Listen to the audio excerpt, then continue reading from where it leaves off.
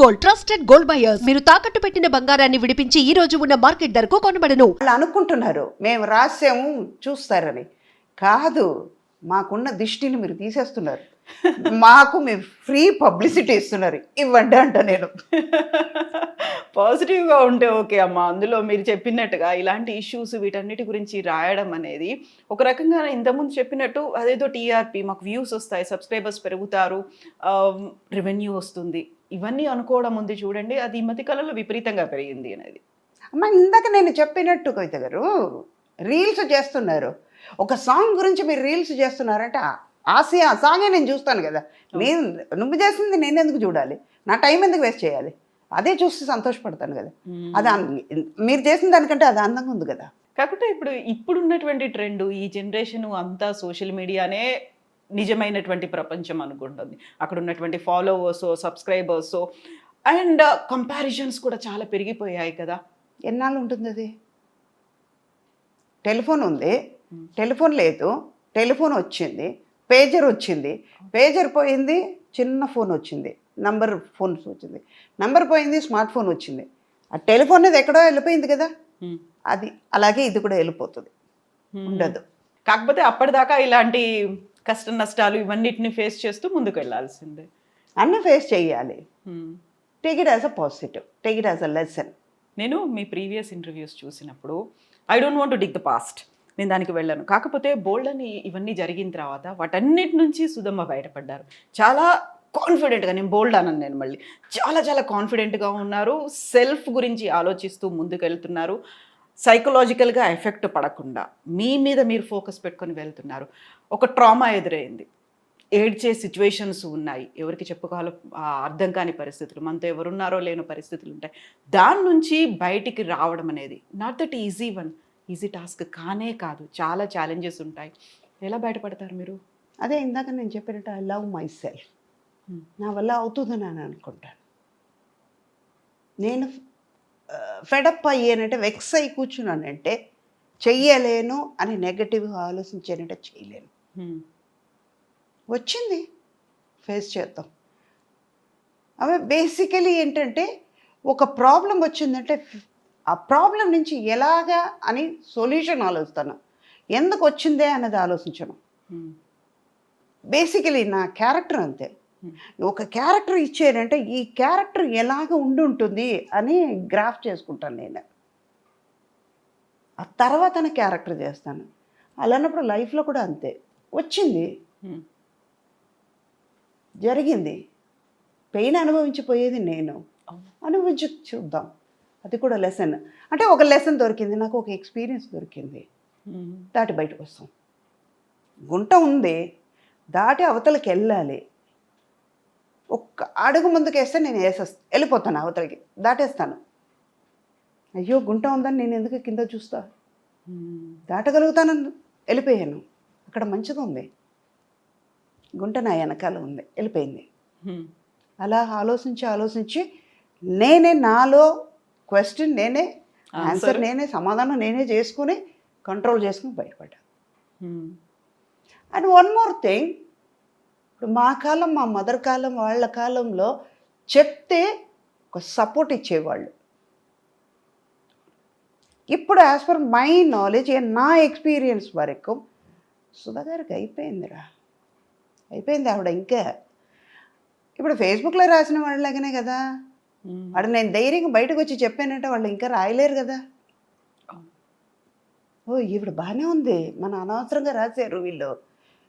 10 మంది చదువుంటారు, అట్లీస్ట్ 5గురు చదువుతారు కదా, బాగానే ఉంది ఆవిడ, వీడికేం పోయేగాలం ఇలా రాశాడు కాకుండా ప్రతిసారి నేను బాగున్నాను అని చెప్పుకోవడం అనేది కూడా ఒక రకంగా అవసరమా అనిపిస్తుంది కదా. నేను బాగానే ఉన్నప్పుడు నాకు తెలుసు, నేను ఎందుకు మీకు చెప్పాలి బాగున్నానని? అవును కదా. You're not going to pay money for me, you're not going to save me. నా లైఫ్ అంతా నేనే తినాలి, నేనే కష్టపడాలి, నేనే చేసుకోవాలన్నప్పుడు మీరెందుకు? So true. I'm not going to feed you, you are not going to feed me. But ఒకటి లింక్ ఉంటుంది. లేనిపోయింది ఎందుకు మనం కష్టపడాలి? ఇన్నేళ్ల ఎక్స్పీరియన్స్, ఇన్ని మదర్ క్యారెక్టర్స్ చేశారు, ఎప్పుడైనా కాంపిటీషన్ ఫీల్ అయ్యారా? ఇప్పుడు వస్తున్న జనరేషన్ అంటే మీరు చాలా యంగ్ ఏజ్లోనే అమ్మ అయిపోయారు, అమ్మని చేసేసారు అందరూ, బోల్డ్ ఎంతమంది కనిపించారు.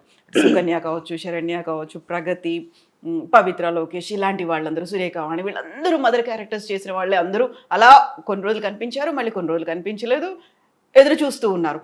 సో అలాంటప్పుడు మీకు ఏమనిపిస్తుంది? ఇంతమంది కనిపిస్తున్నారు, అందరూ మదర్ క్యారెక్టర్స్, అందరూ మళ్ళీ చాలా చాలా గ్లామరస్గా ఉంటారు. మీ కళ్ళకి వాళ్ళు గ్లామర్గా కనిపిస్తున్నారు అంతే. హా. నాకు గ్లామర్గా లేదు. ఒక సురేఖ వాణి, ఒక హేమ, ఒక ప్రగతి, వాళ్ళు అంతే. సుధాకున్న రికార్డు లేదు కదమ్మా. సుధా 43 years ఇంకా స్టెబిలిటీ కరెక్ట్గా ఉన్నాను. సుధా రికార్డులో ఎన్ని పిక్చర్లు చేశాను, ఎన్ని హిట్ పిక్చర్లు చేశాను, ఎంత పెద్ద పెద్ద హీరోస్తో చేశాను, పెద్ద పెద్ద డైరెక్టర్స్తో వర్క్ చేశాను. ఇప్పుడు ఉన్న వాళ్ళు ఒక మించిపోతే ఒక 10 పిక్చర్లు చెప్పుకుంటున్నారు. నేను 1000 పిక్చర్లు చేయగలిగాను. చాలా ఎత్తుకుని చెప్తా. 4-5 లాంగ్వేజ్ చేశాను. ఇప్పుడు ఎంతమంది చేస్తున్నారు? వాళ్ళు కూడా బతకాలి కదా. నేను స్పేస్ ఇస్తే కదా వాళ్ళు వచ్చేది. అందుకే సరే, అది కూడా పాజిటివ్గా ఓకేలే, స్పేస్ ఇచ్చాం, వాళ్ళు చేస్తున్నారు, వాళ్ళు ఉన్నారు కదా లోకల్లో, బతకాలి కదా. నేనే 10 రూపాయలకు తినాలి, నేనే కడుపు నిండా తినాలి, నేనే బిర్యానీ తినాలంటే ఎలా? వాళ్ళకు కూడా ఉండాలి కదా. అందుకే మీరు పులిహోర తింటే వాళ్ళకి నాకు ఇష్టమైన పులిహోర నేను తింటా, మీకు ఇష్టమైన బిర్యానీ మీరు తినండి. ఇంతమంది హీరోలకి అమ్మగా చేశారు. మహేష్ బాబు చేశారు, ఎన్టీఆర్ చేశారు, రామ్ చరణ్, అల్లు అర్జున్, వాట్ నాట్, ఇప్పుడు ఉన్నటువంటి యంగ్ హీరోలు ఈ జనరేషన్ అందరికీ చేశారు. ఎప్పుడైనా అరే అనిపించిందా?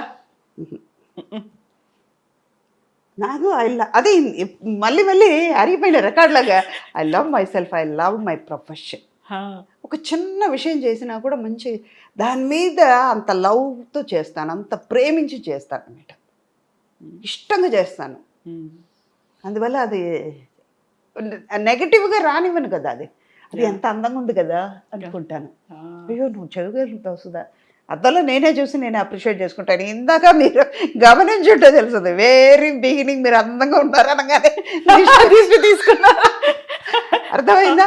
అలాంటి మనిషి నేను. అందుకే ఏది నాకు పెద్దగా అనిపించదు. Take it easy policy. కూల్గా ఉంటాను, టెన్షన్ తీసుకోను, చల్తా అలాగే. అప్పుడు అన్ని సూపర్ హిట్ మూవీస్లో మీరు యాక్ట్ చేశారు, సూపర్ కలెక్షన్స్ ఇవన్నీ వచ్చాయి.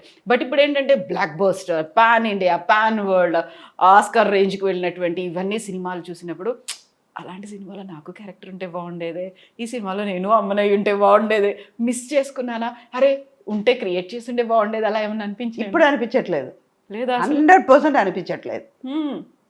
మనం చేస్తాం కదా. పాత వాళ్ళని చూసేటప్పుడు కనిపిస్తుంది, ఒక జయసుధ గారిని చూసేటప్పుడు కనిపిస్తుంది, జయప్రద గారిని చూస్తే అనిపిస్తుంది, ఓకే, సావిత్రి గారిని చూసేటప్పుడు అనిపిస్తుంది, సుచేత గారిని చూసేటప్పుడు అనిపిస్తుంది. ఇప్పుడు అసలు లేదు, 200% కూడా అనిపించదు. 100% కాదు, 200% చెప్తాను. I'm not. నాకు ఇంతకంటే మంచి క్యారెక్టర్స్ నేను చేశాను. ఆమె చెప్పుకోవచ్చు, మన్మధుడు చెప్పుకోవచ్చు, నువ్వు లేక నేను అలాంటి క్యారెక్టర్ నేను చేసిన తర్వాత గ్యాంగ్ లీడర్ చేశాను. అలాంటప్పుడు నేను ఎందుకు ఇప్పుడు ఉన్నది నేను కంపేర్ చేసుకోవడం? వీళ్ళెవరు నాకు పోటీ కూడా కాదు. వాళ్ళ ఏజ్, వాళ్ళ క్యారెక్టర్ ఇప్పుడు ఉన్నది అంతే. సుధా ఫుల్ ఫ్లెడ్జ్గా క్యారెక్టర్స్ చేశాను. నా కోసం అని కొన్ని క్యారెక్టర్స్ ఇచ్చే డైరెక్టర్స్తో వర్క్ చేశాను. అలాంటప్పుడు నేను వీళ్ళందరినీ ఎవరిని పోటీ కాదు, రాలేరు. పోటీ సుధా అంటే సుధాకు మాత్రమే పోటీ, రీప్లేస్ సార్. అంతే, ఆల్టర్నేటివ్ రీప్లేస్మెంట్లు అసలు ఏమీ లేవు. ఇంకా సుధా లేరా, ఓకేలే అని వెయిట్ చేస్తూ ఉంటారు. కానీ సీనియర్ ఎన్టీఆర్ గారితో చేశారు, జూనియర్ ఎన్టీఆర్ గారితో కూడా చేశారు. ఆ మెమరీస్ అనేవి ఎలా ఉంటాయి అసలు? ఆ ఫ్యామిలీలో అందరితోనూ వర్క్ చేశాను. బాలకృష్ణ గారితో చేశారు. అంటే ఇది ఏంటంటే అక్కడ సీనియర్ లేదు, జూనియర్ లేదు, అందరితోనూ వర్క్ చేస్తాం అన్నది అక్కడ. అలా ఫ్యామిలీ అంటే ఇప్పుడు ఎన్టీఆర్ గారి ఫ్యామిలీతో చేశారు, చిరంజీవి గారి ఫ్యామిలీతో చేశారు, అండ్ నాగార్జున గారి ఫ్యామిలీతో చేశారు. ఇలా ఫ్యామిలీ జనరేషన్ లక్కీగా ఇప్పుడు కొంచెం తగ్గింది కాబట్టి, లేకపోతే ఇప్పుడు కూడా అంటే మనకి రోజు బిర్యానీ పెడితే బోర్ కొడుతుంది కదా, అందుకే సుధా కాకుండా ఇంకో వాళ్ళు తీసుకొచ్చి పెడదాం కొన్నాళ్ళకి చూద్దాం. అదే 2 రోజులు బిర్యానీ తిందాం, ఆ. 3వ రోజు ఆటోమేటిక్గా పెసరట్టుకి వెళ్తాం, 3వ రోజు ఉప్మాకి, 4వ రోజు ఉప్మాకి వెళ్దాం. 2 రోజులు పెసరట్టు అయిపోయింది. అలాగే ఇది కూడా. ఓకే, కొన్ని చేంజెస్ ఉంటాయి అన్అవాయిడబుల్ గా. అంటే నిన్న కట్టుకునే శారీ మళ్ళీ ఇవాళ కట్టలేము, అదే కలర్ శారీ కట్టలేము. అవును. మనకే అనిపిస్తుంది ఇదే కలర్ రేపు కూడా కడితే నిన్ననే కదా కట్టాం, మళ్ళీ ఇదే కలర్ ఎందుకు, మనకే అనిపించేటప్పుడు మన చూసేవాళ్ళకి ఎలా ఉంటుంది. సో ఇంత మెచ్యూర్డ్ సైకలాజికల్గా కావచ్చు, ఫిజికల్గా, ఎమోషనల్గా చాలా బ్యాలెన్స్డ్గా సెట్ చేసుకుంటూ ముందుకు వెళ్ళాలి. ఆఫర్స్ వచ్చినా రాకపోయినా, నష్టాలు వచ్చినా అలాగే తీసుకోవాలి. మీరు సంపాదించిన ఆస్తి పోయినప్పుడు తీసుకోవాలి. ఫ్యామిలీ మెంబర్స్ కాదు, బయటి వాళ్ళందరూ మళ్ళీ మిమ్మల్ని